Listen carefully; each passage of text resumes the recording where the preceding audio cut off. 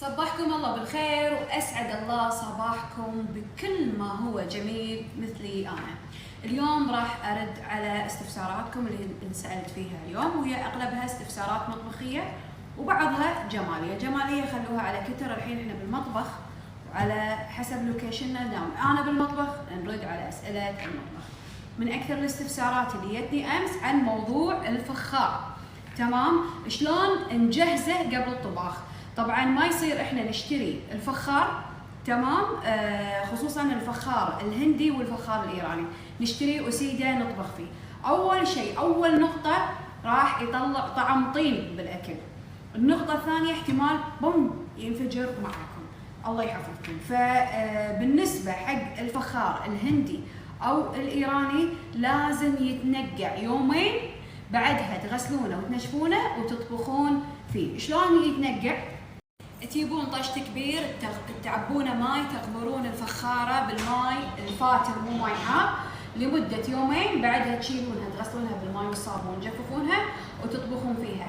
الكلام هذا ينطبق على الفخار الكبير المخصص للطبخ، وحتى الفخار الصغير اللي يدش الفرن، تمام؟ هم لازم ينقع.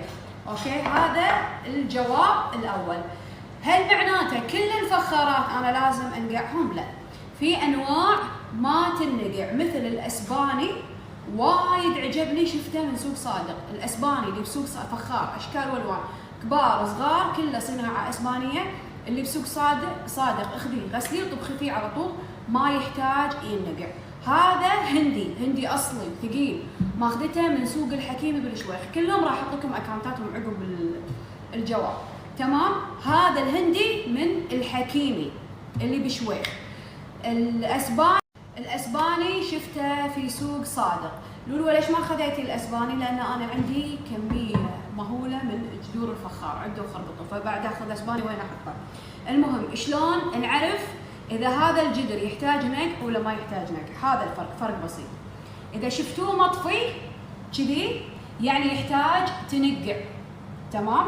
اذا شفتوا فيه لمعه ما يحتاج تنقع.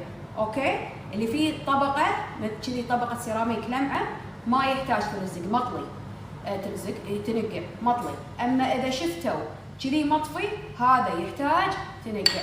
اتمنى وصلت الرساله، وشكرا. عفوا، يعني اسرع من كذي شح بعد ما بحط لكم الاكونتات وين تحصلون.